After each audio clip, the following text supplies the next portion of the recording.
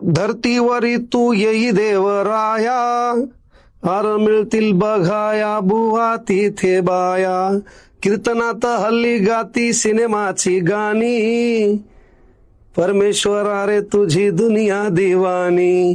Epstein file of Maharashtra. Ashok भोंदूबाबा खरात. पण टाळी एका हाताने वाजत नाही. 58 महिलाचा उद्धार करणारे सन्माननीय भोंदूबाबा अशोकजी खरात यांच्यावर पुढे आपण येऊया.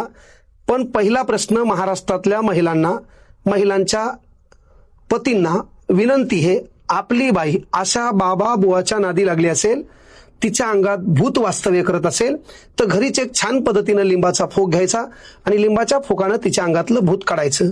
पहिला प्रश्न आहे, भूत गरीबाच्याच अंगात कसं काय येते? आपल्या अंगात ब्रँडेड देव का येत नाही? मर्याई नावाचाच देव का येतो ज्याचा फोटो आतापर्यंत भेटला नाही? आणि बाई डफडीच्या अंगावरच झुलती कसं काय? हा फार मोठा प्रश्न आहे. लिंबू पाण्यानं पोट बीट राहत असेल, अंगातले भूत निघत असतील, ताप बीप गायब होत असेल, तर मग डॉक्टर ही कन्सेप्ट अंधश्रद्धा आहे का? हा फार मोठा प्रश्न आहे. म्हणून तमाम महिला वर्गांना विनंती, अशा भोंदू बाबाच्या नादी लागू नका. रस्त्याच्या चौकात गावाच्या कोपऱ्यामध्ये कुठंतरी हातात संविधान घेऊन असं बोट करून आपला बाप उभा आहे, तो खरा तुमचा उद्धार करताय. त्या बापाचं नाव आहे डॉक्टर बाबासाहेब आंबेडकर. एकदा हिंदू कोडबिल वाचा. पण होतं काय माहितीये की या बाबाचं क्रेडिट, या बाबाचा रुतबा, या बाबाची हवा करण्याचं काम कोण करायले? पैशावाले, राजकारणी किंवा झगामगा. मग अशा झगामगाकडे पाहिल्यावर काय होते की आपल्याला वाटायला पैसा, पद, प्रतिष्ठा कदाचित यांचा वरधास्त यांच्यावर असल्यामुळं यांना भेटत असेल. मग आपण काय करूया? या बाबांचे शिष्य होऊया आणि बाबांना दिलेलं औषध पिऊया. आणि मग असे लोक अशा बाबांच्या आजूबाजूला घराला घालतात आणि मग नजरहाटी दुर्घटना घटनी. काय पॉवर आहे बाबाच्या नजरेमध्ये. आणि मग बाबा साधा सुद्धा नाही. बाबानं 154 देशाचा दौरा केलाय. बाबाकडं 500 कोटीची प्रॉपर्टी आहे. तिथून त्यांनी ज्योतिषीचा अभ्यास केला. मग अलीकडे इराण आणि इस्रायलचे युद्ध चालू असताना आपले 4 ज्योतिषी तिकडे अडकले होते आणि त्याने भारताला मदत मागितली की आम्हाला सोडवा. उद्या त्यांच्यासोबत काय होणार आहे हे त्यांना धतुरा कळणं, तर ते तुमच्या आयुष्याची रेषा काय बदलणार आहे हे तुम्हाला कधी कळणार? ही अंधश्रद्धेपासून आपण बाजूला जाणार कधी? आजही गावाकडे शब्द आहे, आमच्या इकडे कढईचा कान उघडा आहे, त्याच्यात सोनं हे म्हण, ते काढायला गेल्यावर हाल्या मागं लागते म्हण, सोन्याचा हंडा स्वप्नात येत असते म्हण, ते म्हणतं येऊ का? आपण नग नग म्हणायचं. सुधारणं काळाची गरज आहे.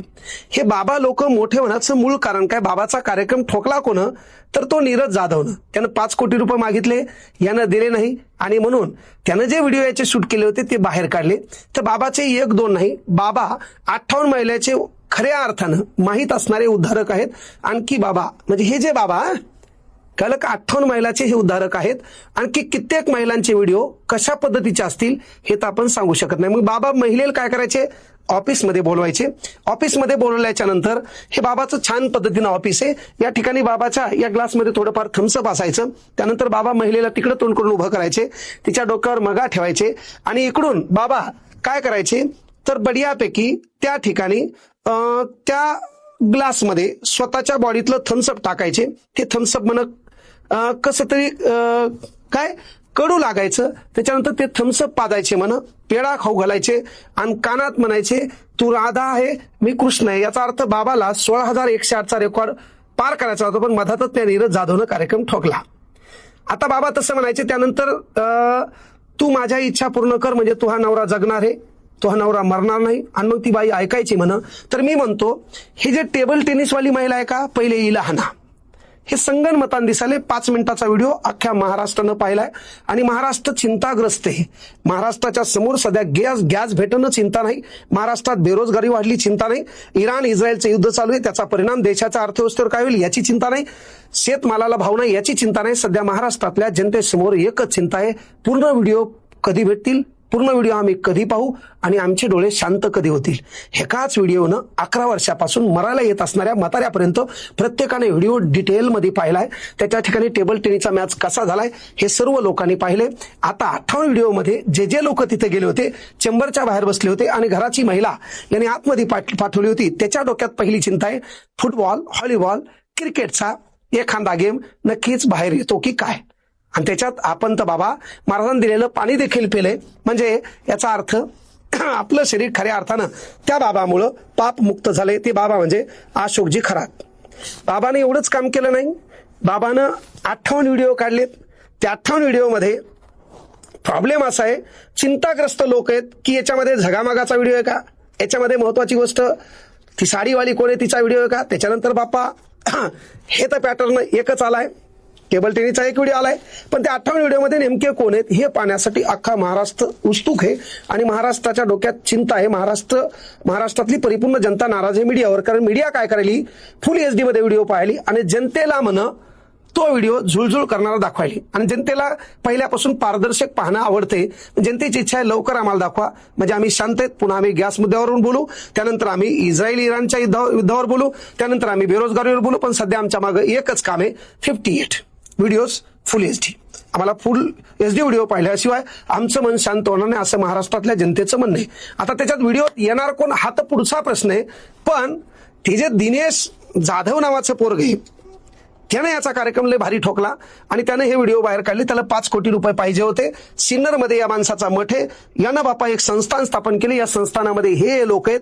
मला पहिली विनंती आहे, कोणी राजीनामा दिला म्हणून पाप मुक्त होत नाही, यांची चौकशी होणं गरजेचं आहे. केवळ SIT नाही, तर यांनी कोणा लोकांना तिथं नेलंय, कोणाचा व्हिडिओ आहे. व्हिडिओ फक्त 58 असू शकतात. काही लोकांचे इलिगल व्हिडिओ झाला नाही तेव्हा समजा नसेल केला त्यानं, तसे कित्येक लोकांचा उद्धार त्यानं केला असेल तर विषय खलास आहे. म्हणून या बाबाची चौकशी व्हायला पाहिजे, यांची बी चौकशी व्हायला पाहिजे. आणि केवळ चौकशी नाही, 154 देशाचा दौरा, याच्याकडे असणारी प्रॉपर्टी, याच्या संगतीत कोण कोण आहे कळलं का. त्यानंतर याचा कार्यक्रम ठोकणारा की बाबा यानं पहिले का नाही सांगितलं, हा जो नीरज जाधव यानं बी पहिले का सांगितलं नाही, त्यानं 5 कोटीची मागणी केली, त्याचीही चौकशी होणं गरजेचं आहे. का तर पहिलाच व्हिडिओ समजा यानं पहिल्याच वेळेस जर मीडिया समोर किंवा संबंधित आपल्या प्रशासनासमोर आणला असता तर 57 महिलाचा उद्धार बाबाकडून झाला नसता. आता 57 महिलांमध्ये एकच महिला आहे का 57 वेगवेगळ्या आहेत, हे बी पुढे महाराष्ट्राला आणखी पाहायचंय. ते मीडियावर संबंधून राहा. मीडिया नक्कीच तुमच्या प्रत्येक गोष्टी पूर्तता करेल आणि तुमच्या डोळ्याला शांतता देईल. फक्त विनंती एकच आहे, आपल्या महिलेला शिकवा की आपला उद्धार करता आहे ना. आपल्याला खऱ्या अर्थानं माणसाला माणुसकीची वागणूक देणारे परमपूज्य बोधिसत्व डॉक्टर बाबासाहेब आंबेडकर आहे. या भारतातली एक आदिवासी समाजाची महिला राष्ट्रपती पदापर्यंत गेली. इथल्या कुठल्या धार्मिक ग्रंथामुळे नाही, ती या देशातल्या संविधानामुळे. आणि एक महिला म्हणते की लग्न झाल्यावर महिलेच्या हातात संविधान द्या, आणि तीच महिला जर बाबाचे पाय चोळत असेल, तीच महिला बाबासाठी छत्री घेऊन उभी राहत असेल, तीच महिला बाबाचे पाय धुत असेल, तर मग व्हायला काय माहितीये का, पोटात एक आणि होटात एक हे लोक ओळखणं काळाची गरज आहे. जरी समजा महिला अंगात येत असेल तर घरीच लिंबाच्या फोकानं त्याच्या अंगातलं भूत काढा. आणि आपली महिला अशा बाबा भोंदूच्या नादी लावू नका, नाहीतर त्या 58 व्हिडिओमध्ये एखादा व्हिडिओ आपल्या घरच्यावर फुटबॉल, व्हॉलीबॉल, क्रिकेट संदर्भात असू शकतो. विनंती एकच आहे, आपल्या परिवाराची काळजी घ्या, अंधश्रद्धेपासून दूर राहा. कारण ऐसे कैसे झाले भोंदू, कर्म करुणी म्हणती साधू, अंगा लावून या राख, डोळे झाकून करती पाप. ग्रामीण भागात मी माझ्या डोळ्यानं पाहिलेलं उदाहरण आहे.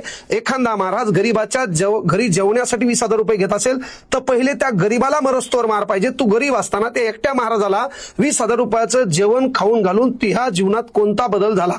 म्हणून आपल्या जीवनात बदल करण्यासाठी, आपल्या खऱ्या अर्थानं घराचा विकास करण्यासाठी मेहनत हाच एक त्यामागं खरा मंत्र आहे. ती मेहनत करा. स्वतःच्या मेहनतीवर, स्वतःच्या कष्टावर विश्वास ठेवा. आपल्या घराचा खऱ्या अर्थानं करता धरता आपला बाप आहे, त्याच्यावर विश्वास ठेवा. अशा भोंदू, कर्मकांड, अंधश्रद्धा आणि जनतेला लुटणाऱ्या हरामखोर बाबा बुवापासून लांब राहा. कारण सध्या काळ बिघडलेला आहे आणि हे टार्गेट करायले ग्रामीण भागातल्या महिला वर्गांना. अलीकडे एक बाबा आलता, पिंपळाचं पान याला लावा तुमचं पोरग पास होतंय, त्याचंच पोरग 8वी नापास आहे. अलीकडे एक बाबा आलता, बाबानं नवीन एक कार्यक्रम ठोकला होता, तुम्ही पाहिला असेल. हा बाबा तर आपल्या देशाच्या पंतप्रधानासोबत आहेत. हे लोक मोठे का होतात तर ह्या अशा मोठ्या लोकांच्या संगतीत असल्यामुळं सामान्य जनतेला वाटतं की ही लोक मोठे कदाचित या लोकांच्या आशीर्वादानं झाले असतील. असं होतंय. म्हणून काम काय की बाबानं एक उद्धार केला होता. बाबा 6 महिन्यासाठी बाहेर आहेत आणि आता पुन्हा बाहेर आल्यावर नवीन उद्धार करून पुन्हा जातील का नाही याची गॅरंटी नाही. पण तुम्हाला कळलं पाहिजे की कोण कसं आहे हे शोधणं काळाची गरज आहे. आपल्या घराचा उद्धार करण्यासाठी शिक्षण हे प्रभावी माध्यम आहे. ते शिक्षण घ्या. विज्ञानाशी तडजोड करणारं शिक्षण घ्या. त्यानंतर धार्मिक तुमच्यामध्ये श्रद्धा असू द्या, पण अंधश्रद्धा नाही. बुवाबाजीपासून लांब राहा. जादू टोना विधेयक कळलं का? त्यामध्ये असणारी कलम 3 BNS कलम 6474-351 हा जो बाबा आहे अशोक भोंदू बाबा खरात हा काही दिवसांनी बाहेर सुटणार आहे, पुन्हा त्याची क्रेज वाढणार आहे, त्याच्यासाठी छत्र्या घेणाऱ्या लय बाया निर्माण होतील. तर इथून पुढे त्या बाबाच्या कॅबिनमध्ये जाणाऱ्या, कॅबिनच्या बाहेर बसणाऱ्या आणि छत्र्या धरणाऱ्या सर्व हाणणं काळाची गरज आहे. हा अधिकार त्यांच्या नवऱ्यांना आहे आणि त्या नवऱ्यांना हाणायचं नसेल तर येणाऱ्या काळात केवळ 58 नाही त्याचे 58चे वर्ग होईल. त्याचा एखादा व्हिडिओ आपल्या इथला क्रिकेट मैदानासंदर्भात असू शकतो. म्हणून काळजी घ्या स्वतःच्या परिवाराची, स्वतःच्या बायकोची, स्वतःच्या लेकराची आणि सर्वात महत्वपूर्ण गोष्ट भोंदू बाबाच्या नादी लागून घराची राखरांगोळी करून घेऊ नका. धन्यवाद. जय हिंद, जय महाराष्ट्र.